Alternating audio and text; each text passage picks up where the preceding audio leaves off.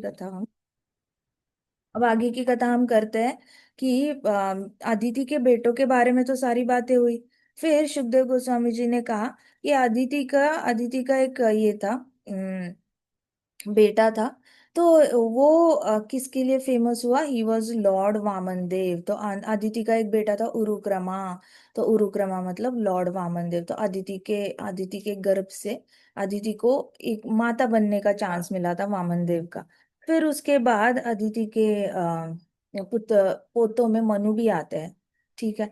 तीन मनु आते हैं, यमराज यमुना ट्विंस आते हैं, अश्विनी कुमाराज आते हैं। फिर लर्नेड स्कॉलर्स आते हैं, पढ़े लिखे सारे जितने भी पढ़े लिखे ह्यूमन स्पीशीज है। मनुष्य योनि में हमेशा ऐसे लोग रहेंगे, तमोगुणी लोग रहेंगे, जिनको बस बैठकर ऐशो आराम चाहिए होता है।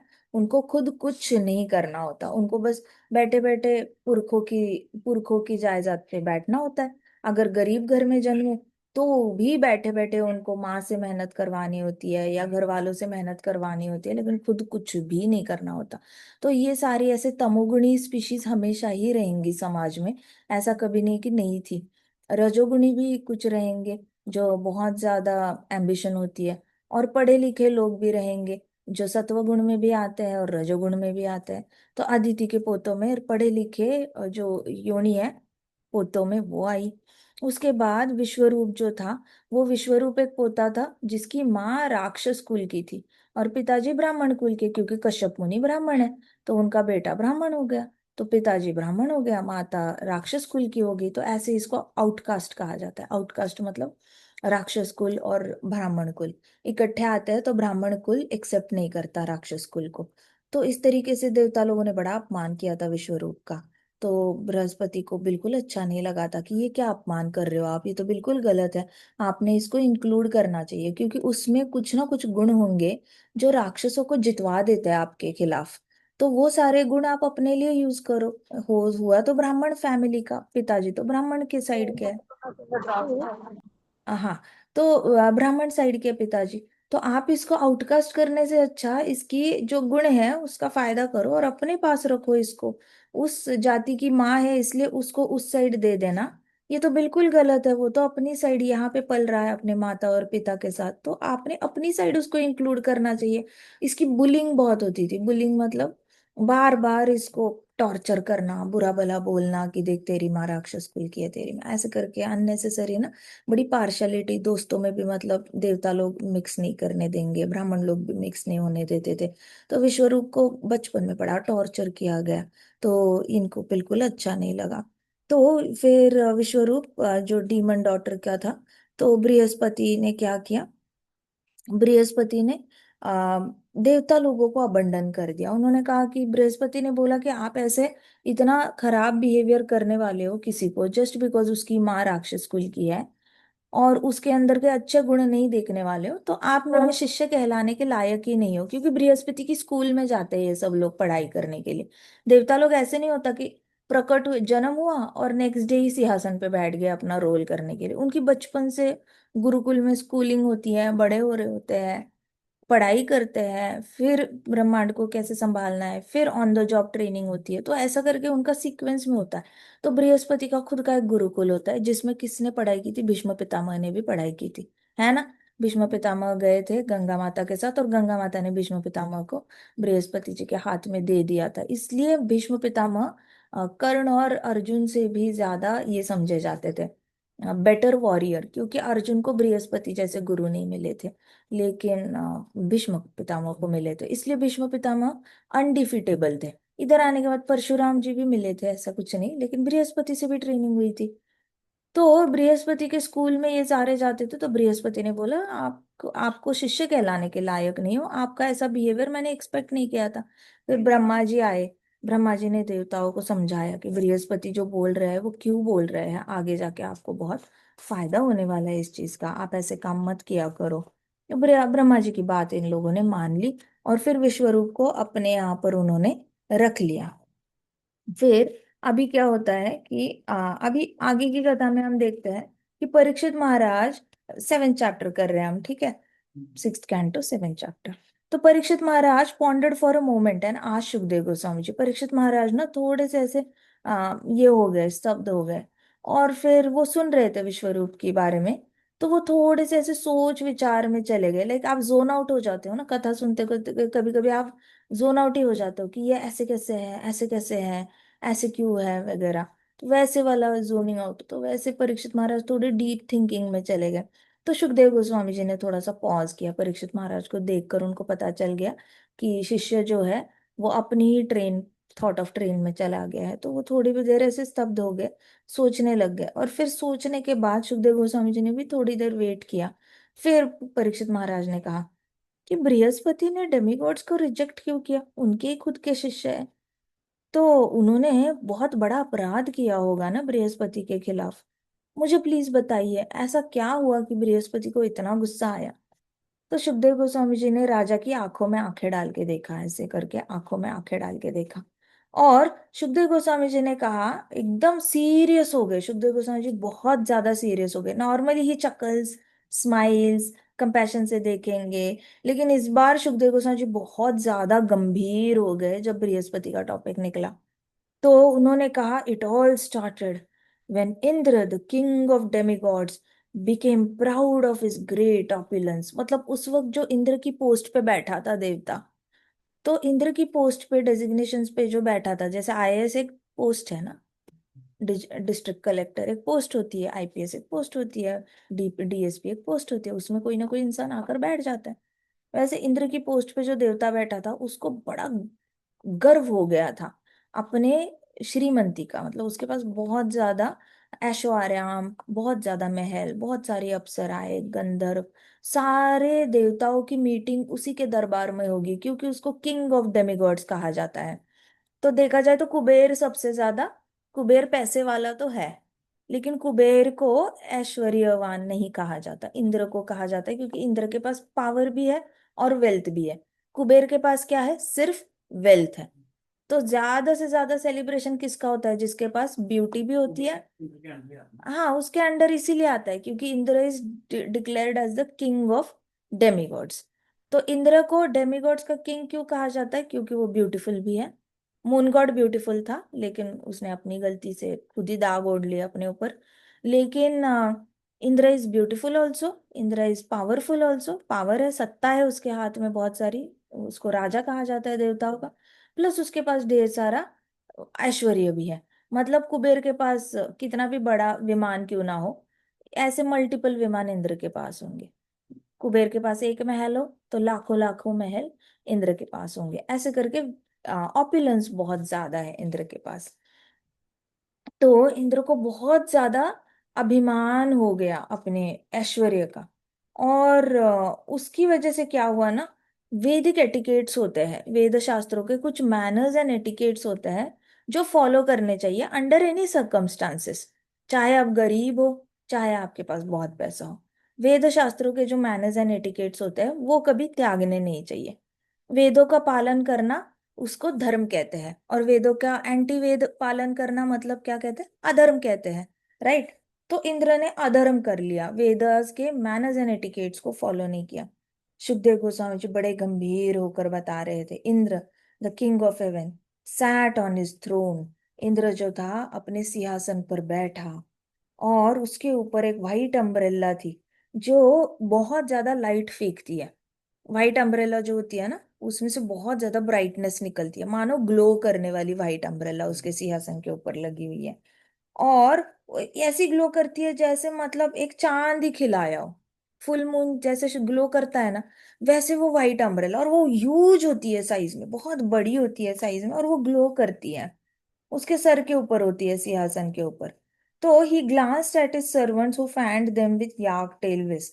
तो इंद्र ने ऐसे अपने सर्वेंट्स की ओर देखा, ग्लांस किया, जो याक टेल से उसको हमेशा हवा देते रहते हैं, और अलग अलग थाली में चीजें लेकर उसकी वर्शिप करते रहते हैं, अगरबत्ती वगैरह हर चीज से उसकी हमेशा पूजा करते रहते हैं उसके सर्वेंट्स। तो उसने ऐसे ग्लांस किया, बस आंखों से ऐसे देखा दोनों की तरफ, और फिर ही smiled at the residents of haven. फिर उसने बाकी सारे देवताओं के को स्माइल किया ऐसे। मारुत, मारुत सामने ही था, मारुत को स्माइल किया। मारुत मतलब कौन हो गया, वायु, है ना। तो मारुत हो गए, मारुत हो गए, वायु देवता हो गए, उसके बाद वरुण देवता हो गए, वहां पे 11 रुद्र भी बैठे थे। हाँ, सारे ही उसके दरबार में आके बैठते हैं ना, राजा है तो दरबार में कौन बैठेगा, देवता लोग बैठेंगे। तो देवता लोगों में रुद्र, 11 रुद्र बैठे थे, सारे आदित्यास बैठे थे, सारे वसु बैठे थे वहां पर, मारुत्स बैठे थे, वायु देवता बैठे थे, वरुण देवता बैठे थे, अश्विनी कुमारास बैठे थे, सारे सिद्धलोक के सिद्धास बैठे थे, चरणास बैठे थे, गंधर्व बैठे थे, और अप्सराएं डांस कर रही थी। वहां पे सारे विद्याधर भी बैठे थे, विद्याधर मतलब स्कॉलर्स। उसके बाद अप्सराएं अप्सराएं वहां पे थी, और कई सारे किन्नर भी वहां पे थे।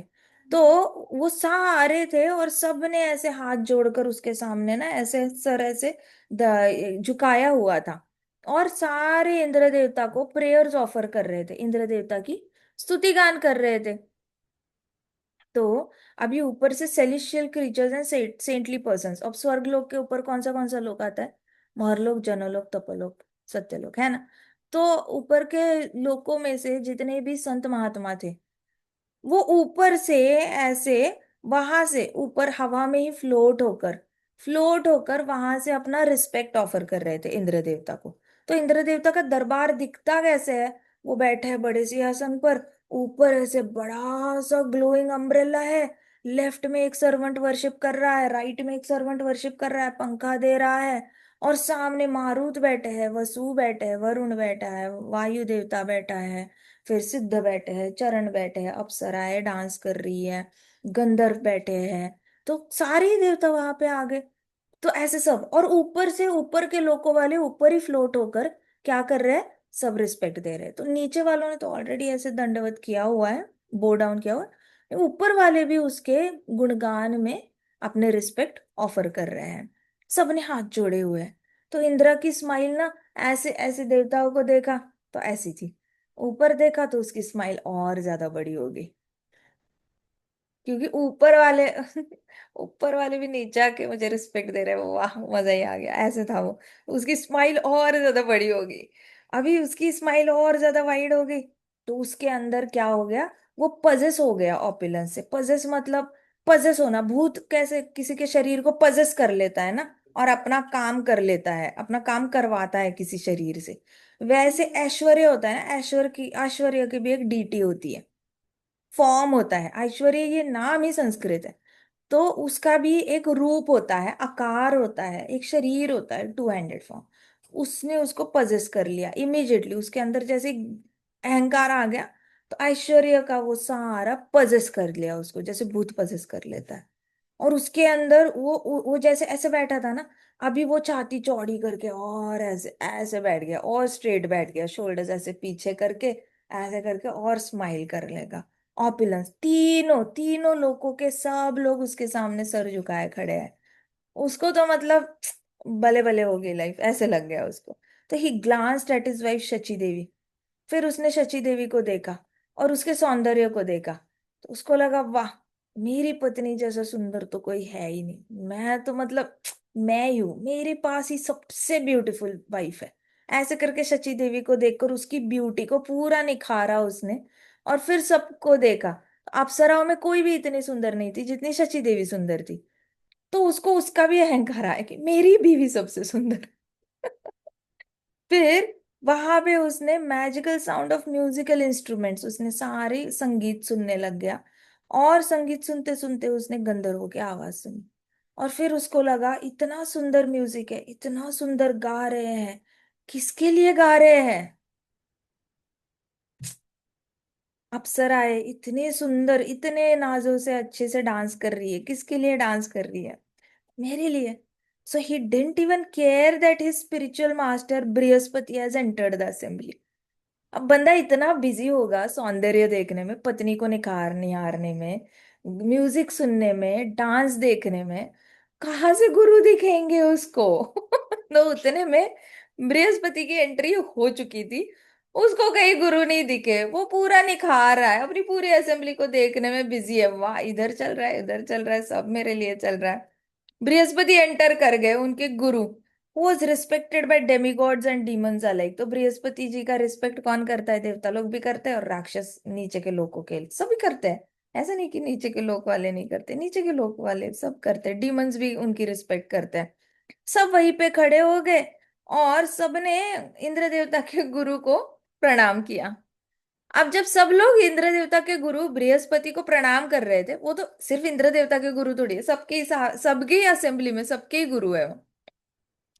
तो सब ऐसे कर रहे थे, तो सबने ऐसे टर्न होके फिर बृहस्पति को प्रणाम किया। बट जब सब लोग बृहस्पति को प्रणाम कर रहे थे, तब इंद्र की ध्यान कहाँ था? सच्ची देवी। सच्ची देवी बड़ी सुंदर है, मेरी पत्नी। तो उसको कुछ समझ में नहीं आया कि गुरु पधारे हैं। तो Indra did not receive him. Indra ना खड़ा ही नहीं हुआ अपने सिंहासन पर।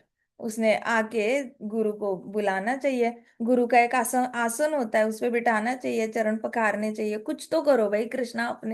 कृष्णा अपने सिंहासन से उठ के सुदामा को अपने सिंहासन पे बिठाते हैं। और रुक्मिणी महारानी दौड़ते दौड़ते आती है, रोज वाटर लेकर आती है, वहां पे गुलाब जल लेके आती है। फिर ये नारद मुनि या सुदामा इनके चरण कमल धोए जाते हैं, उसका फिर पानी छिड़का जाता है, पिया जाता है। इतना एलाबोरेट कृष्णा द्वारकाधीश होके, वो अगर स्वधर्मा उनका ऑफिस है, स्वधर्मा भी बैठे होंगे ना, तब भी वो नारद मुनि के लिए एक आसन उनके साइड में होता ही होता है। नारद मुनि आए तो ऐसा नहीं होगा कि नारद मुनि बाकी लोगों के लेवल पे बैठते हैं। वो हमेशा राजा के पास के सिंहासन पे ही बैठेंगे और रुक्मिणी महारानी खड़ी हो जाएगी प्रॉपर। ऐसे नहीं होता कि ब्राह्मण आए हैं और उनका रिस्पेक्ट नहीं हो रहा है। इंद्र देवता से ये गलती हो गई, इंद्र देवता को पता ही नहीं गुरु आ गए हैं। और वो खड़ा ही नहीं हुआ, उसने हाथ जोड़कर विनम्रता से ऐसे भी नहीं किया। बृहस्पति साइड ऐसे। बृहस्पति ने लंबी सांस ली और लंबी सांस छोड़ी और सहन किया। बृहस्पति ब्राह्मण है ना, क्या किया? सहन किया। सहन किया, ही टॉलरेटेड। शुरुआत में सहन किया। He could have cursed the king immediately. Immediately जैसे ही पता चला ना इंद्र का ध्यान नहीं है, दंडवत नहीं, कुछ नहीं, इमीजिएटली श्राप दे सकते थे बृहस्पति, बट उन्होंने श्राप नहीं दिया। उनको पता था आगे क्या होने वाला है, अवॉइड करने की कोशिश कर रहे थे वो। But this Indra is so puffed up by material opulence that he has violated basic etiquette. मतलब ये वाला इंद्र, पिछला वाला तो अच्छा था। ये वाला इंद्र जो है, वो इतना ज्यादा फूल गया है अपने ऐश्वर्य से कि वो वैदिक मैनर्स एंड एटिकेट्स भूल गया है। What a shame! कि मतलब कितनी शर्मिंदगी वाली बात है। देवताओं का राजा ही मैनर्स भूल गया। अगर राजा ही मैनर्स भूल जाएगा तो बाकी देवताओं की क्या हालत होगी? तो इसलिए उन्होंने सोचा, ऐसे शेक, ऐसे ऐसे हेड शेक किया बृहस्पति ने, ऐसे किया। बड़ी बुरी हालत है ऐसे। Brihaspati left the assembly and went home. तो बृहस्पति जी ने कुछ नहीं बोला इंद्र को। अब बृहस्पति जी ने यू टर्न लिया और वो असेंबली छोड़कर वापस चले गए। सोचो, गुरु गुरु ना अपने एक्शन से दिखाते हैं, पता है, सहनशीलता। आपको जब भी लगेगा ना कि मेरा कोई अपमान कर रहा है, कोई लोग होते हैं ना बुली करते हुए या डांट ऐसे ऐसे ऐसे करके आते हैं, चिन्ह ना ऐसे ऊपर करके आएंगे। क्यों क्यों, तू समझता क्या है अपने आप को? तू अपने आप को समझती क्या है? एक लगा के दूंगी, ऐसे करके चिन्ह ऊपर ऊपर करके बात करते हैं, राइट? सो ये लोग दक्ष मेंटालिटी के होते हैं। दक्ष ऐसे ही कर रहा था ना शिव जी को, चिन्ह ऊपर करके ऐसे ऐसे ऐसे करके शिव जी के चिन्ह के पे आ गया था और एकदम ज्यादा कान में चिल्लाने लग गया था। फिर भी शिव जी ने सहनशीलता छोड़ी क्या? नहीं छोड़ी ना। अभी इंद्र को किसने डांटा था? दक्ष ने ही डांटा था, बुरा बुरा बोला था। दक्ष ऐसे ऐसे करके बात करता है। इंद्र, नारद मुनि जी ने सहन किया या नहीं किया? नारद मुनि जी गुरु के लेवल के। शिव जी तो मतलब सोचो ही मत, उनके जैसा डिवोटी बनने के लिए तो हमें करोड़ों जन्म लेने पड़ेंगे। और अभी बृहस्पति जी गुरु है। गुरु है और शिष्य का ऐसे अपमान सहन कर रहे हैं। तो कई सारे, आपको पता भी नहीं होगा, इतने सारे गुरु होते हैं ना, उनका डेली स्ट्रगल। पता है, गुरु को ना शिष्य बता नहीं सकता कि आपने कैसे बिहेव करना है। नो डिसाइपल, ना गुरु के खुद के शिष्य बता सकते हैं, ना दूसरे गुरु के शिष्य बता सकते हैं गुरु को कि कैसे बिहेवियर होना चाहिए, क्या होना चाहिए।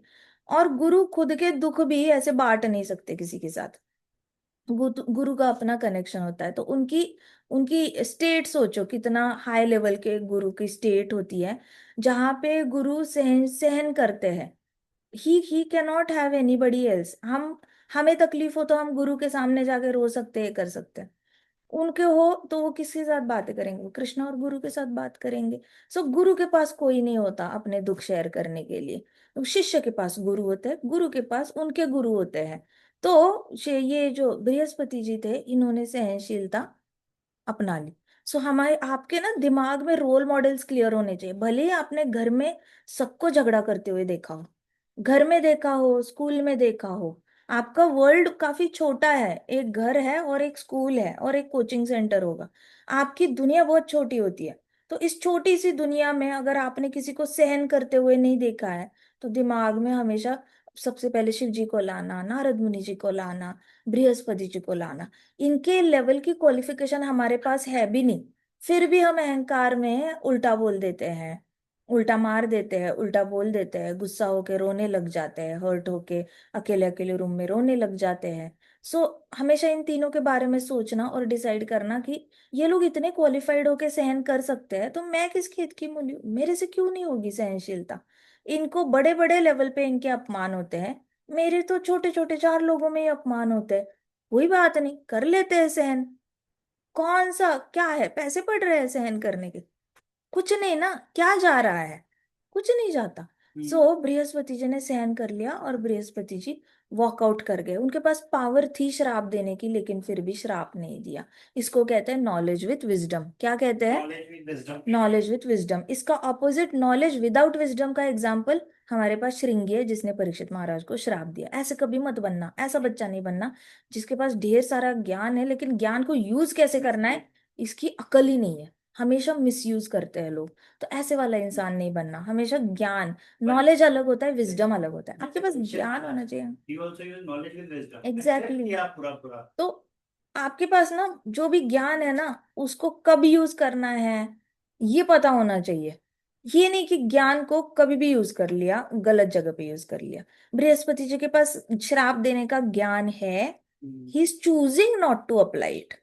ठीक है, आपके बाहों में बल होगा, आप चूज करते हो किसी को ना मारने का।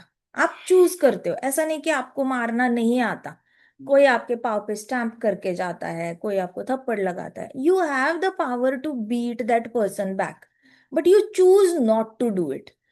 क्या से सीख रहे हैं हम? This is Bhagavatam behaviour. मैं बताओ, किसी को उल्टा घुसा मारना बड़ा आसान है, किसी ने ऐसे मारा तो सट करके मार देना बड़ा आसान है, this is the easiest way to deal. लेकिन मुश्किल क्या है? सहन करना। सो ये सहन करने से ही आपको जो है कृष्णा का सपोर्ट प्राप्त होगा। सहन नहीं किया, खुद ही सट सट सट सट मारते रहे, कहाँ से कृष्णा का सपोर्ट मिलेगा? फिर तो खुद ही कंट्रोल ले रहे हो हर चीज का। So make sure. क्यों मैं बता रही हूँ? क्योंकि अभी हमारे पास अथॉरिटी नहीं है ना। अगर अथॉरिटी, मारने की अथॉरिटी चाहिए तो पुलिस ऑफिसर बन जाओ, आर्मी ऑफिसर बन जाओ। मारने की अथॉरिटी चाहिए किसी को तो अगर किसी को शिक्षा देनी है तो कोई ऐसे जज बन जाओ, वकील बन जाओ, फिर आप बुरे लोगों को शिक्षा दे दो। अथॉरिटी आएगी तो तरीके से करना, ऐसे नहीं करना कि अपनी मर्जी से सब कुछ अपने हाथ में ले रहे हो और करे जा रहे हो। तो बृहस्पति ने बड़ा सहन कर लिया, गुरु है वो, लेकिन उन्होंने अपने शिष्य की जो बदतमीजी थी, बदतमीजी ही कहेंगे, उसको सहन कर लिया। Seeing that spiritual master left, Indra came out of his reverie. जैसे ही बृहस्पति जी रिटर्न होके चले गए ना, तो इंद्र की बुद्धि ठिकाने आ गई, उसको रियलाइज हो उसने क्या गलती करी है। This is the power of no counter action is best counter action. आप सामने वाले को ना मजबूर कर देते हो इंट्रोस्पेक्शन पे, उसको खुद ही आत्मग्लानी, उसकी खुद की आत्मग्लानी उसको मार देती है। इट इज लाइक आप एक रॉक की तरह हो और आपके ऊपर ऐसे बहुत सारी ऐसे पानी समंदर की लहरें आ रही है। अब समंदर की लहरें आती है और ये पूरा पत्थर है, वो गिरता है क्या? वो पत्थर आगे आके वापस लहरों को मारने जाता है क्या? पत्थर अपना स्टैंड नहीं छोड़ता, वो शांति से खड़ा है। दिन भर रात भर वो वेव्स आके मारेंगी, फिर खुद ही थप्पड़ खाती है वापस चली जाती है, खुद ही थप्पड़ खाती है वापस चली जाती है। रॉक को कोई फर्क नहीं पड़ता, रॉक को कोई फर्क नहीं पड़ता। सो इस तरीके से when you don't counter act ना, तो सामने वाला ना अपनी ही आत्मग्लानि में रोता रहता है, रोता रहता है, रोता रहता है। अंदर ही अंदर उसको बहुत ज्यादा उसकी गिल्ट खाती रहती है। नाउ दैट इज समथिंग जो उसके वजह से वो सोच में पड़ेगा और उसके अंदर परिवर्तन आने के चांसेस ज्यादा बढ़ जाते हैं। तो यहाँ पे इंद्र को जैसे ही पता चला बृहस्पति जी ने कोई काउंटर एक्ट नहीं किया, तो इंद्र को जल्दी से उसकी गलती का एहसास हुआ कि सामने वाले ने काउंटर एक्ट ही नहीं किया। तो जैसे ही उसे, तो ही स्टूड अप, खड़ा हो गया इंद्र और म्यूजिक वालों को बोला चुप हो जाओ, एकदम चुप। ही हॉल्ट किया, म्यूजिक को स्टॉप कर दिया। उसके चेहरे के एक्सप्रेशंस जो थे ना वो एकदम एंजाइटी वाले हो गए, डिस्पेयर, ओ नो मैंने क्या किया, मुझसे गलती हो गई। तो उसके चेहरे के एक्सप्रेशंस ही चेंज हो गए, पहले बड़ा स्माइल कर रहा था, अभी उसके चेहरे पे बहुत टेंशन हो गई। और ही slapped his hand on his forehead, तो उसने ऐसे किया, ऐसे किया, फोरहेड पे अपना अपना फोरहेड पे अपना हाथ ऐसे किया और बोला, how foolish and proud I have been to have committed such a grave mistake. मैं इतना मूर्ख हूँ, मैंने इतनी बड़ी गलती कर दी, मैंने बहुत बड़ी गलती कर दी है। मैंने अपना गुरु का अपमान करा, मैंने अपने गुरु को वेलकम तक नहीं किया, मैंने उनको रिस्पेक्ट दिखाना चाहिए था, लेकिन मुझसे बड़ी गलती हो गई है। तो इंद्र की आंखों में आंसू आ गए, सब ने इंद्र को देखा। अभी किसी को समझ में नहीं आ रहा था अब क्या करे, इंद्र से गलती तो हो गई है, अब क्या करे। इंद्र ने बहुत ही ज्यादा शर्मिंदगी से नीचे देखा और फिर ऊपर देखा और सारे फॉलोअर्स को कहा कि आई condemn my wealth and opulence. मतलब मैं कंडेम करता हूँ, मेरा जितना भी पैसा है, जितना भी मेरे पास ऐश्वर्य है, उसको मैं कंडेम करता हूँ। मैं बहुत प्राउड हो गया था, मेरे पास थोड़ा सा ही है, लेकिन उसको देखकर भी मेरे अंदर बहुत अहंकार आ गया था।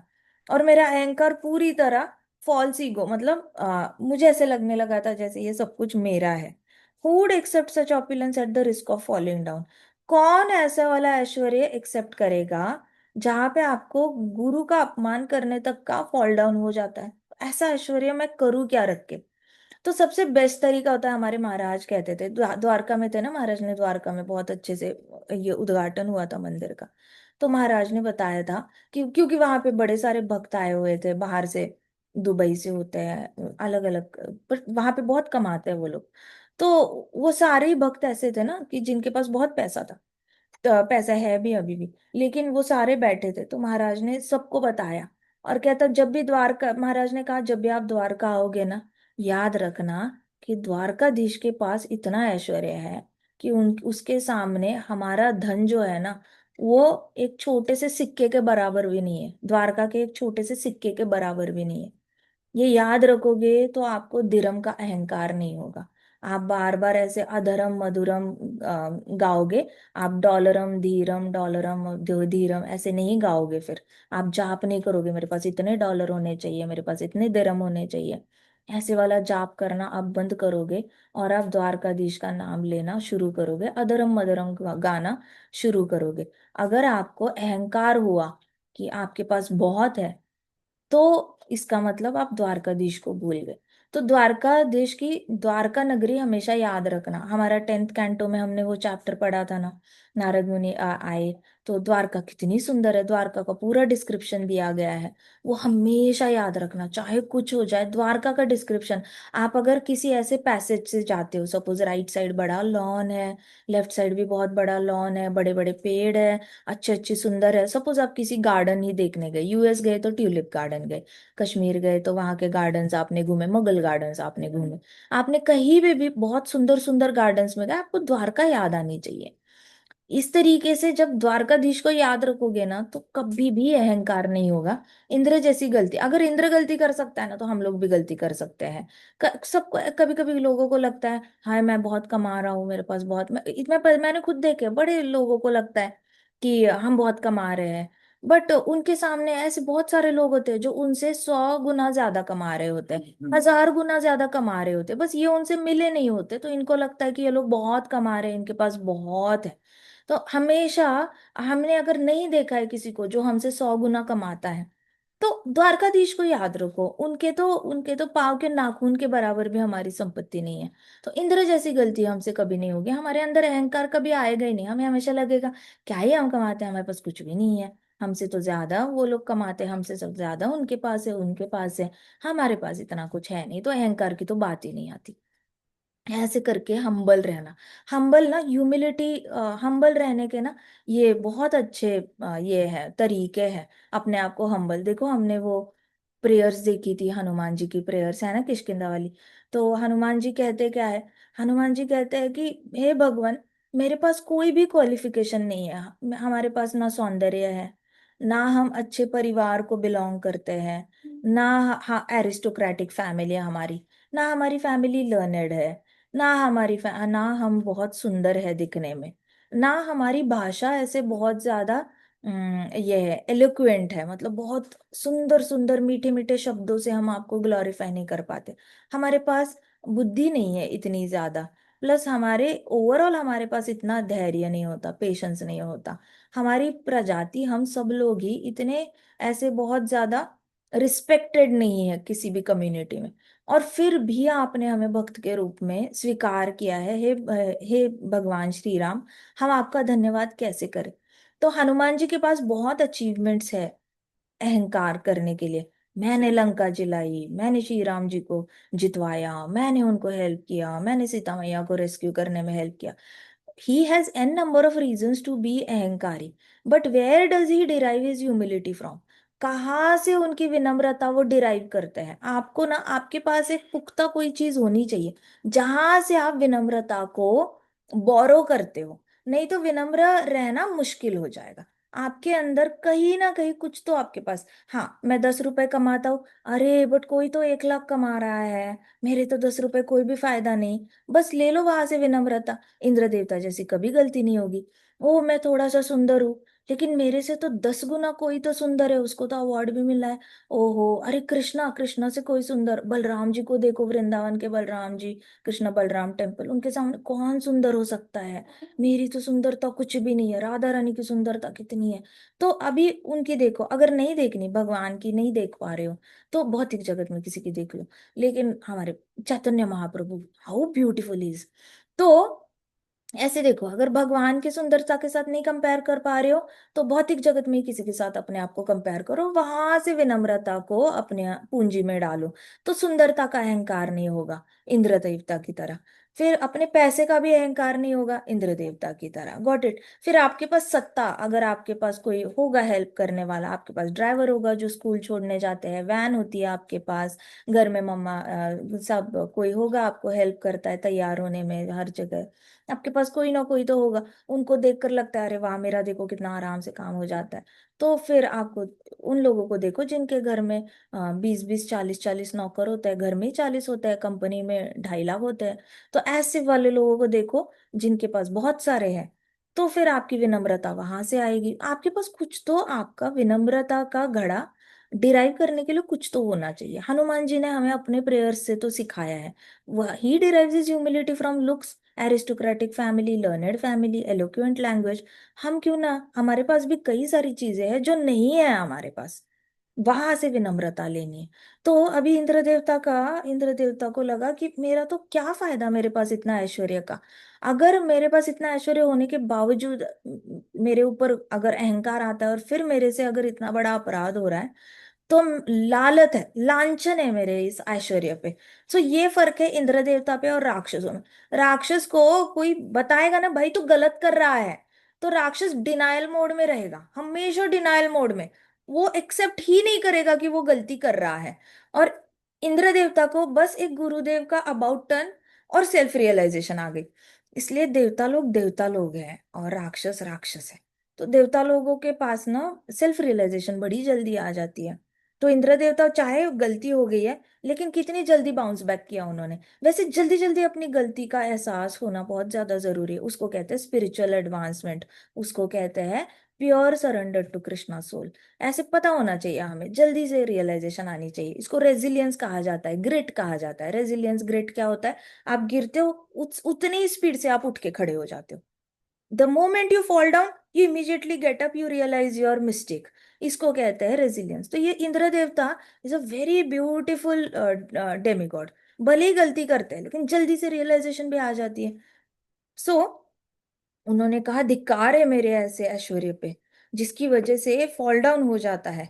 डेमिगॉड्स को देखकर उन्होंने कहा, सारे देवताओं को देखकर इंद्र ने कहा, I am suppose to be your king, मैंने आपका राजा होना चाहिए। लेकिन देखो, मेरे अंदर सत्व गुण होना चाहिए, मैंने आपका राजा होना चाहिए, मैंने सत्व गुणी होना चाहिए। लेकिन देखो मैंने क्या किया, अपने रजोगुण के प्रभाव में आके मैंने कितना बड़ा अपराध किया। अगर कोई कहता है कि मुझे रिस्पेक्ट करो, तो मुझे लगता भी नहीं कि अभी आप लोगों ने मुझे रिस्पेक्ट देनी चाहिए। If person says that one should not stand up to another king और Brahmana, he does not know superior. अगर कोई कहता है कि आप राजा के आसन पे बैठे हो, आपने खड़े नहीं होना चाहिए किसी भी ब्राह्मण के लिए या दूसरे राजा के लिए। जैसे कहते हैं ना कि आप अगर किसी बोर्ड मीटिंग्स, कॉन्फ्रेंस मीटिंग्स ले रहे हो, बोर्ड मीटिंग ले रहे हो, आपने अचानक से किसी को वेलकम नहीं करना चाहिए। मीटिंग रूम में कोई आता है, आपने मीटिंग का फ्लो नहीं, जो भी आ रहा है लेट आ रहा है वो आके बैठ जाए चेयर पे, चाहे वो आपसे सीनियर हो चाहे जूनियर हो, उसने आके चुपचाप चेयर पकड़ के बैठ जाए, लेकिन आपने चेयर से उठ के उसको इमीडिएटली वेलकम नहीं करना होता। हमारे प्राइम मिनिस्टर अचानक से खड़े नहीं होंगे अगर लेट कोई आ रहा है उनके रूम में मीटिंग अटेंड करने के लिए। तो वैसे राजा ने नहीं खड़ा होना चाहिए। ऐसा ऐसा तो इंद्र ने कहा अगर ऐसा कोई ऑब्जेक्शन लाता भी है तो वो डेफिनेटली वेद शास्त्रों को नहीं जानता। वेद शास्त्रों के हिसाब से जब भी गुरु आते हैं, आपने उसी वक्त अपना आसन छोड़ देना चाहिए और सबसे पहले उनको दंडवत कर लेना चाहिए, चाहे आप कुछ भी कर रहे हो। तो to follow such a person is like boarding a stone boat that will sink. अब ऐसे इंसान को अगर आप रिस्पेक्ट दोगे और उसको फॉलो करोगे, तो वो खुद भी ऐसी नाव में बैठा है जो पानी में डूब रही है, वो आपको लेके डूबेगा। तो ऐसे अहंकारी व्यक्ति की बातें कभी सुननी नहीं चाहिए। ऐसे करके इंद्र देवता ने सारे देवताओं को बताया। Their instructions will not allow one to cross the ocean of darkness. तो जो ऐसे ऐसे रोल मॉडल बन रहा है, अहंकारी रोल मॉडल, तो उसने जो बताया है वो आपका किस ओर लेके जाएगा? अंधेरे की ओर लेके जाएगा, मतलब नर्क की ओर लेके जाएगा। ऐसे लीडर्स जो होते हैं वो कहाँ जाते हैं?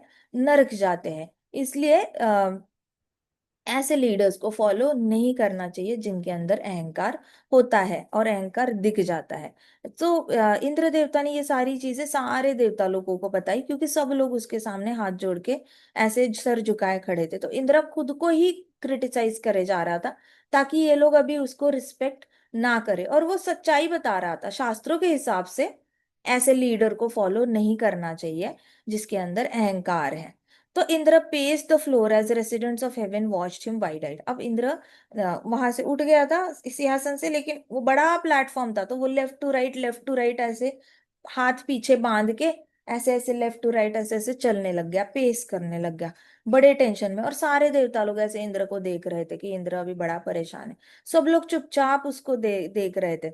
अचानक से वो शांत हो गया, अचानक से एक जगह पे खड़ा हो गया और उसकी आंखों में एक होप आ गई, उसकी आंखों में एक आशा की किरण दिख गई। उसने कहा कि मुझे पता है क्या करना चाहिए। बिना मन में कोई दूसरा थॉट रखे हुए, विदाउट डुप्लिसिटी, आई बो my head at the lotus feet of Brihaspati my beloved spiritual master. मैं उनके चरण कमलों को मैं क्या करूंगा? मैं अपने मन में कोई दुविधा नहीं रखूंगा, मैं जाऊंगा उनके चरण कमलों पे गिरूंगा, उनके चरणों को टच करूंगा और पांव पकड़ पकड़ के भीख मांगूंगा, मुझे माफ करो, मुझे माफ करो, मुझे माफ करो। ऐसे करके मैं जेन्युइनली उनसे माफी मांगूंगा। इस तरीके से मैं अपना दंडवत उनको ऑफर करूंगा और उनको सेटिस्फाई करने की कोशिश करूंगा, उनको अच्छे से संतोष दिलाने की कोशिश करूंगा। तो Indra repented in his assembly. Brihaspati the most powerful spiritual master could understand Indraj mind. अभी बृहस्पति तो मन पढ़ सकते हैं ना अपने शिष्य का। तो बृहस्पति को पता चल गया था इंद्र का प्लान क्या है। इंद्र ने आना है, घर पे आना है, पाव पकड़ लेने हैं, पाव छोड़ने ही नहीं है जब तक मैं उसको सॉरी नहीं दे देता। मुझे सॉरी बोलता रहेगा, बोलता रहेगा, बोलता रहेगा, और जब तक मैं उसको माफ नहीं करता तब तक उसने मेरे पाव छोड़ने ही नहीं है। मतलब ये तो ऐसे हुआ कि भाई हम गलती करेंगे और हम सॉरी बोलने के लिए आएंगे, अब आपकी ड्यूटी है हमें माफी देना। अगर आप हमें माफी नहीं दोगे तो ये आपकी गलती होगी, it will be your grave mistake. So कई सारे लोग होते हैं, आपने देखे होंगे, प्रॉपर एक पर्सनालिटी होती है जहाँ पे लोग क्या करते हैं ना, गलती करते हैं। ठीक है, सपोज एक बच्चा है, एक बच्चे ने दूसरे बच्चे को जाकर थप्पड़ मारा। अब वो बच्चा उसका दोस्त है, और फिर ये बच्चा आके इसको कुछ तो हो जाता है खेल खेल में, लेकिन थप्पड़ मारता है। अब ये बच्चा एक बार खाता है मार, दूसरी बार खाता है, तो एक बार मार खाता है नाराज हो जाता है, तो ये बच्चा जाके सॉरी ना, सॉरी ना, सॉरी ना, मान जाओ ना, खेलो ना मेरे साथ, खेलो ना। फिर ये दोनों खेलने लग जाते हैं। फिर मजाक में थप्पड़ मार देता है, थप्पड़ मार देता है, फिर सॉरी ना, सॉरी ना, कार्ड्स दे देगा, सब कुछ देगा, सॉरी सॉरी सॉरी सॉरी, फिर से नहीं करूंगा, फिर से नहीं करूंगा। फिर ये बच्चा वापस माफ कर देता है, खेलने लग जाता है। अब एक दिन ये बच्चा आता है और कुछ तो गुस्सा हो जाता है और उसका हाथ मरोड़ देता है। फिर सॉरी ना, गलती हो गई, सॉरी ना। ऐसी पर्सनालिटीज होती है जो आपको हर्ट करती है, फिर बहुत प्यार देगी, सॉरी बोलेगी, फिर आपको हर्ट करेगी, फिर बहुत प्यार देगी, रोएगी, सॉरी बोलेगी, पाव पकड़ेगी, जब तक आप उसको। और फिर आप तीसरी बार इस बच्चे ने डिसाइड किया अब तो मैं इसको माफ नहीं करने वाला, अब मैं इसके साथ दोस्ती तोड़ के रहूंगा। तो फिर ये बच्चा आके क्या बोलेगा? तूने मुझे धोखा दिया है, तूने मुझे धोखा दिया है, तू दोस्त कहलाने के लायक नहीं है, मैंने इतनी बार सॉरी बोला, तो सॉरी नहीं कर सकता। धड़ाम धक्का देगा, धक्का देगा। तू मुझे माफ नहीं करता ना, इसलिए मैं तेरे को धक्का दे रहा हूँ। तू मुझे माफ नहीं करता ना, अब मैं तेरे को बुक्का दे दूंगा।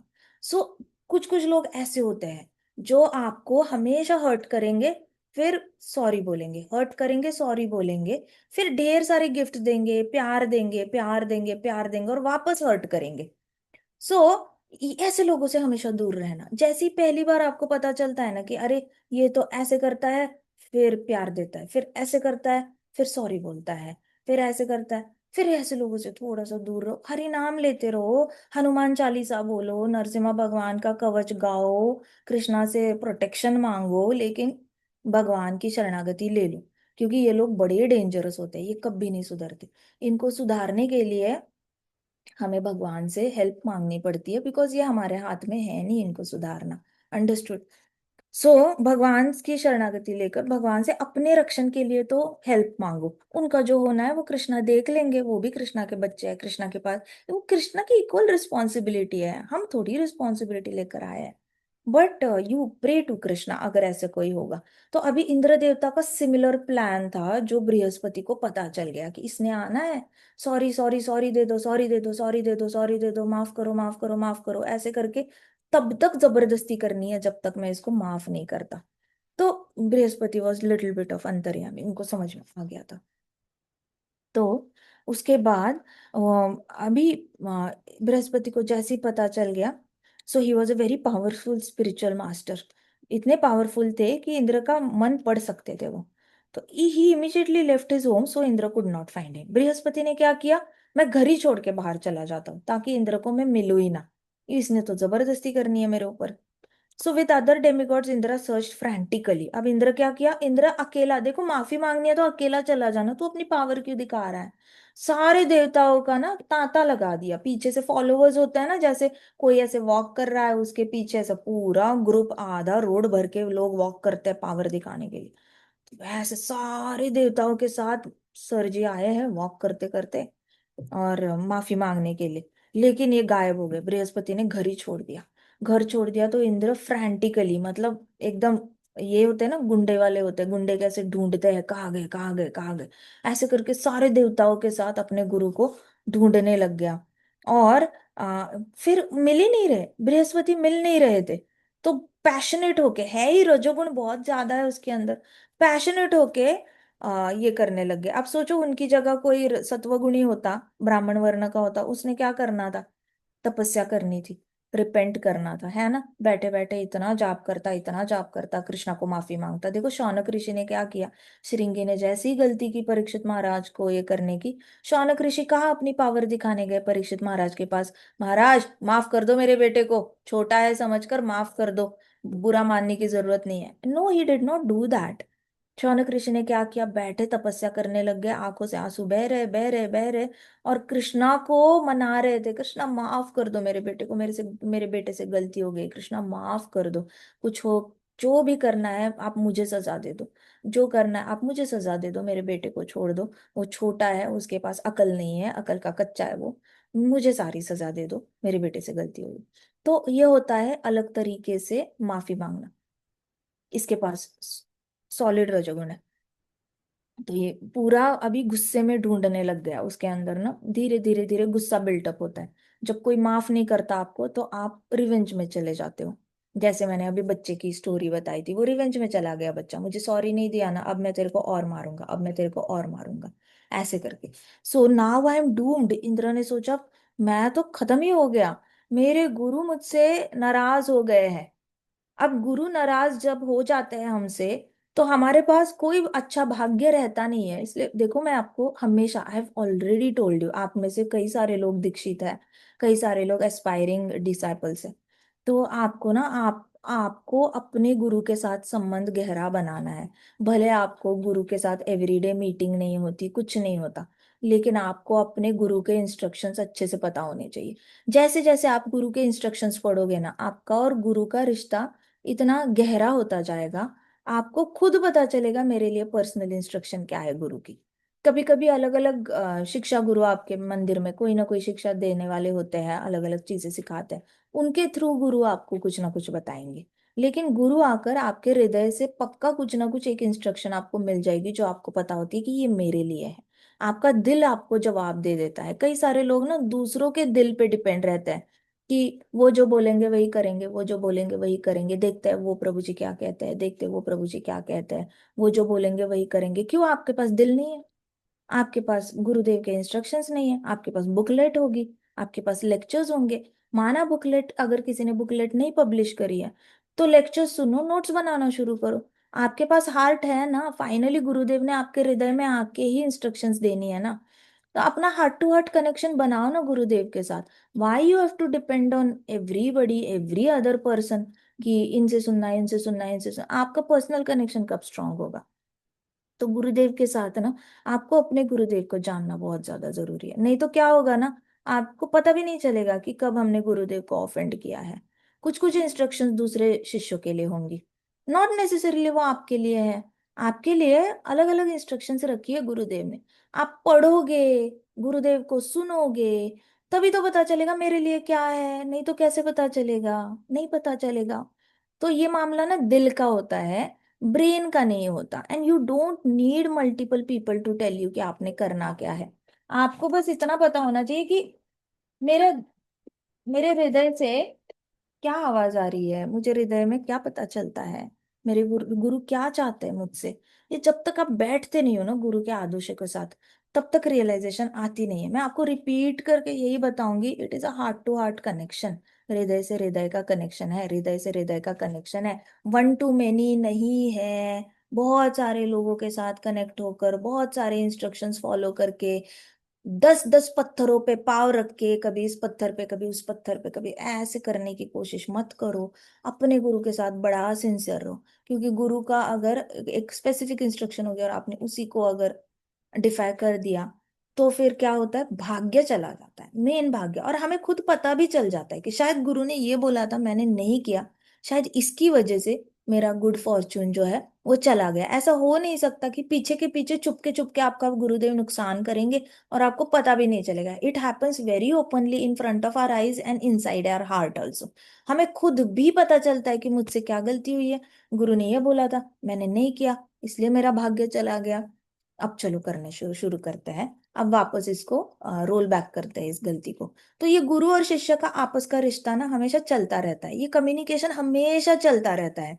इसको आप अंडर एस्टिमेट मत करना। देखो, भक्ति सिद्धांत सरस्वती महाराज जब गौर किशोर दास बाबा जी गए थे ना, भक्ति सिद्धांत सरस्वती महाराज गौर किशोर दास बाबा जी के साथ बातें करते थे। उनको हृदय में हमेशा गौर किशोर दास बाबा जी गाइड करते रहते थे। हमेशा उन्होंने सन्यास भी गौर किशोरदास बाबा जी के फोटो के सामने लिया। ऐसे सबको लगता है, क्योंकि दिखते वक्त तो आंखों को फोटो दिखता है, लेकिन एक्चुअल में उनके गुरुदेव सामने आए होंगे, उनको आशीर्वाद दिया होगा, सपने में भी दिखे होंगे। जरूरी नहीं कि सपने में ही दिख जाए, आपको चलते फिरते भी आपको हृदय में दिख जाते हैं, बात हो जाती है। सो ऐसा कोई मैंडेटरी नहीं होता कि आंखें बंद करो सपना देखो सपने में ही आएंगे। No, this connection is very powerful, it is very powerful. And the communication happens 24/7, हमेशा होता रहता है। बट गुरु के साथ कनेक्शन अच्छे से करना है। आपको खुद पता चलता है आपसे गुरु प्रसन्न है या नाराज है। आप पे ही पता चलता है, किसी और, कोई और, nobody has power over that. कोई ये सत्ता नहीं दिखा सकता आपके ऊपर कि आपने ये गलती करी है एंड ऑल दैट। दूसरा आकर आपको बता ही नहीं सकता। आपके हृदय में चैत्य गुरु किसी और ने बताने से पहले खुद ही बता देते हैं, चैत्य गुरु, कि तेरे से ये गलती हो रही है बेटा, बेटा जी आप ये नहीं कर रहे हो, आप ये करो, आप ये करो, आप ये करो, और सब ठीक हो जाएगा। गुरुदेव पूरा हृदय से बता देते हैं। हमारे प्रभुपाद को कौन गाइड करता था? रूपा गोस्वामी जी गाइड करते थे। हमारी पूरी इस्कॉन मूवमेंट जो है वो रूपा गोस्वामी जी के गाइडेंस पे आधारित है। हमें ऐसे लगता है कि सिर्फ Prabhupada is a one man army, उनके पीछे रूपा गोस्वामी जी कंटिन्यूअसली गाइड करते थे। अब बताओ, उनका हार्ट टू हार्ट कनेक्शन नहीं है? है तो कनेक्शन, कितना स्ट्रॉन्ग कनेक्शन है। सो हमें ये समझना बहुत जरूरी है कि ये हृदय से हृदय का कनेक्शन होता है ना, चाहे बॉडी हो सामने ना हो, फिर भी हमें पता चल जाता है कि गुरुदेव क्या चाहते हैं। तो इंद्र का ऐसा हुआ कि इंद्र इंद्र को पता चल गया कि अभी मेरा सारा भाग्य जाने वाला है, मेरे गुरुदेव नाराज हो गए हैं ना, अब भाग्य चला जाएगा हाथ से सारा भाग्य। तो डेमिगॉड्स इंद्रदेव को शांत नहीं कर पा रहे थे। इंद्रदेव रोए जा रहा है, रोए जा रहा है, पूरा डिप्रेशन में चला गया। इंद्र का माइंड बड़ा वीक है, तो जल्दी से वीक, जल्दी रोने लग जाता है, उसको जल्दी होप भी खो देता है वो। मतलब जल्दी से होप, आशा जो रहती है ना कि कुछ अच्छा होगा, हो जाएगा, कुछ अच्छा हो जाएगा, हो जाएगा, सब अच्छा होगा, सब अच्छा होगा, सब अच्छा होगा। जब कुछ राह नहीं दिखती ना, तो भी अपने आप को बोलते रहना चाहिए, सब ठीक होगा, सब ठीक होगा, सब ठीक होना ही है, कृष्ण सब ठीक ही करते हैं। एंड में कृष्णा सब ठीक कर देते हैं, सब ठीक होना ही है। ये एक भक्त के अंदर, वैष्णव के अंदर एक बाय डिफॉल्ट सिस्टम फिट होके आता है। जैसे ही भक्त हरिनाम लेना शुरू करता है ना, उसके अंदर ये धैर्य वाला गुण ऑटोमेटिकली आता है, जहां पे भक्त को कृष्णा पे इतना कॉन्फिडेंस आ जाता है कि उसको पता होता है कि ये चीज ठीक होनी ही है। कृष्णा है, सब देख रहे हैं, और ये ठीक होना ही है। ये वाला जो भरोसा होता है ना भक्त का, वो कोई और उससे छीन नहीं सकता, क्योंकि उसके पास ये भरोसा बहुत हरिनाम लेने के बाद आया होता है, बहुत मेहनत करने के बाद आया होता है। अब ये वाला जो थॉट है ना, ये आपके अंदर से, हृदय से, ये डायलॉग कोई छीन के नहीं ले जा सकता। लेकिन इंद्र देवता के अंदर यही वीकनेस है। जैसे ही उसके ऊपर डिफिकल्टी आती है ना, उसको लगता है I am doomed, I am doomed, I am doomed. अब सब खत्म, अब सब खत्म, अब कुछ अच्छा नहीं हो सकता। मैं कितना भी कोशिश करूं, कभी कुछ अच्छा नहीं हो सकता। सब बुरा ही बुरा होगा, हमेशा बुरा होता आ रहा है, अभी भी बुरा होगा, अब तो मेरा सारा गेम ही खत्म हो गया। ऐसे से इसी को डिप्रेशन कहते हैं। ये डिप्रेशन वाले सारे लोग हमेशा यही सोचते हैं कि कुछ अच्छा नहीं हो सकता। तो सेम जो था थॉट जो था, ये इंद्र देवता का भी था, और वो बड़ा परेशान। अब सारे देवता लोग उसको समझा रहे हैं, ठीक हो जाएगा, ठीक हो जाएगा, गुरुदेव माफ कर देंगे तुम्हें, चिंता मत करो, चिंता मत करो। इंद्र ने उनकी बात नहीं मानी। इंद्र ने अपने आप को इतना घोर पापी समझा था कि ही उसने सोचा कि अभी फायदा ही नहीं है कुछ, गुरुदेव बहुत बुरी तरह नाराज हो चुके हैं। अब ये इंद्र इंद्र इंद्र का जो तबीयत था ना, वो धीरे धीरे धीरे ऐसे सिकुड़ने लग गई उसकी तबीयत। मतलब उसका जो इतना हट्टा कट्टा सुंदर दिखता था, तो उसकी स्किन ऐसे पूरी ऐसे सॉफ्ट होने लग गई, जैसे बूढ़े लोगों की हो जाती है, हमारी बूढ़े होने के बाद हमारी होगी, वैसे हो जाती है। फिर वो पतला सुकड़ा होने लग गया था, माल नरिश लगने लग गया था, जैसे कि कुछ खाना नहीं खा रहा है। उसको पूरा, उसके आंखों से तेज चला गया था, शरीर के तेज चला गया था, और वो बहुत ज्यादा, उसकी आंखें लाल रहती थी, रो रो कर लाल रहती थी। तो जल्दी से ये बात फैल गई कि घोर डिप्रेशन में जा चुका है इंद्र, और वो कुछ खा नहीं पा रहा है, वो पानी भी नहीं पी पा रहा है, इतना ज्यादा उसको तकलीफ हो रही है अपनी गलती की। तो देवताओं को सब पता चल गया। अब ये सबसे डेंजरस बात क्या होती है ना, आपका डिप्रेशन तो आपका डिप्रेशन है, आपको क्या लगता है कि हाय मैं बड़ा दुखी हूँ, मैं बड़ा दुखी हूँ। आपके पास कोई ये नहीं होती, सोच नहीं होती कि मेरे दुखी होने से आसपास कितना फर्क पड़ रहा है। इसको कहते हैं care takers dilemma. Care takers dilemma मतलब ये तो दुखी है ही, इसने तो फूल मुरझा मुरझा के, मुरझा मुरझा के अपनी तो पूरी जिंदगी बर्बाद कर दी है, खुद को ही खत्म करने के मार्ग पे है। लेकिन इसको पता ही नहीं होता कि आसपास वालों पे कितना असर हो रहा है। तो जो केयर टेकर्स होते हैं, जैसे ये देवता लोग हैं, अब ये देवता लोग बहुत ज्यादा मोटिवेट करने की कोशिश कर रहे हैं, लेकिन इसने तो अपने इससे बाहर ही नहीं आना। तो केयरटेकर्स डायलेमा में देवताओं का क्या हो गया, देवताओं को समझ ही नहीं आ रहा है कि अब हम क्या करें, हमारा राजा ही इतना ज्यादा वीक हो गया, हमारा लीडर ही वीक होके रो रहा है, सो रहा है, मालनरिस्ट गिरा पड़ा हुआ है, घर के अंदर नहीं सोता, घर के बाहर रास्ते पे पड़ा रहता है, इतनी बुरी हालत हो गई है इसकी। ऐसे करके तो देवता लोग मिसलीड हो गए। वैसे घर में कोई भी एक व्यक्ति ऐसे बिहेव करती है ना, तो बाकी सारे लोग बुरी तरह मिसलीड हो जाते हैं। तो केयरटेकर्स डायलेमा कहते हैं इसको। अभी इसका फायदा कौन उठाता है ना, बाहर के लोग उठाते हैं, जिनको कुछ ना कुछ फायदा होने वाला है इस घर का बुरा करके। तो ये न्यूज जो है कहाँ पहुंच गई, डीमंस तक पहुंच गई। नीचे जो सारे राक्षस होते हैं, उनके राजा तक पहुंच गई, शुक्राचार्य तक पहुंच गई। और शुक्राचार्य है और सारे राक्षस है। इनको जैसे ही पता चला, अरे हमारा एनिमी का राजा ही मेंटली पूरी तरह गॉन हो चुका है, डिप्रेशन में जा चुका है, वहम हो चुका है उसको बुरी तरह उसकी गलती से। तो ये न्यूज़ जैसे ही पता चली तो इन लोगों ने डिसाइड किया कि अब हम ये अपॉर्चुनिटी छोड़ेंगे नहीं, हमारे लिए ये बहुत बड़ी अपॉर्चुनिटी है इनको हराने की। अब ये टाइम आ गया इनको हराने का। तो पुराने जमाने में जितने राजा होते थे ना, अगर राज्य को गिराना हो या राजा को गिराना हो, तो लोग क्या करते थे, अपने ही दरबार के कुछ कुछ मिनिस्टर्स होंगे, वो उस राजा को बार बार उसकी गलतियां सुनाएंगे। देख तूने अपनी माँ को मारा था, देख तूने अपने पिताजी को मारा था सिंहासन प्राप्त करने के लिए, देख तूने ऐसे किया था, तुमने वैसे किया था, तुम्हारा सीक्रेट हमारे पास है। ऐसे करके उनको याद दिलाएंगे अपनी गलतियां। अब वो राजा बार बार सोचेगा सोचेगा सोचेगा, वो डिप्रेशन में चला जाएगा। अब डिप्रेशन के लिए इसको दवाई देना शुरू करेंगे, जिससे कि वो राजा बार बार सोने लगेगा। सो के ही उसका तबीयत बहुत मोटा हो जाएगा, उसका डाइजेशन वीक हो जाएगा, चीनी बढ़ जाएगी शरीर में, और वो उसको छोटे छोटे, जैसे ही उसको छोटा सा ब्लेड लगे, लकड़ी लगे, भाला लगे, तलवार लगे, तो उसका जख्म बढ़ते बढ़ते फिर उसका पाँव काटना पड़ेगा, हाथ काटना पड़ेगा, गैंग्रीन हो जाता था। इसको कहते थे बड़े ही तरीके से राज्य के राजा को ऐसे मारना जैसे कि लगे कि राजा बीमारी से मर रहा है, कोई उसको मार नहीं रहा, लेकिन उसके मारने का तरीका मेंटल टॉर्चर होता था, उसको बार बार अपनी गलतियों का एहसास। इसलिए परिवार में ना, आप कितना भी दुख हो जाए आपको, बार बार किसी को बार बार उसकी गलतियों का एहसास नहीं दिलाना चाहिए, क्योंकि उसकी आत्मग्लानि ही उसको मार डालती है। और ये बहुत पुराने जमाने से ये मेथड चली आती आ रही है, जहाँ पे राजाओं को किल किया जाता है इस मेथड से।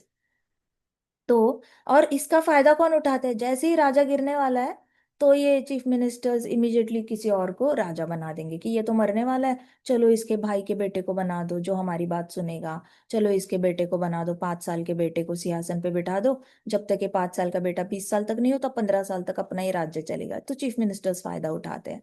वैसे अगर दुश्मन देश को पता चला कि ये राजा तो मेंटल टॉर्चर से जा रहा है, जल्दी मर जाएगा, दुश्मन भी अटैक करके आते हैं। वैसे ही शुक्राचार्य और इन लोगों ने फायदा उठाने का डिसीजन ले लिया कि ये राजा तो गया काम से।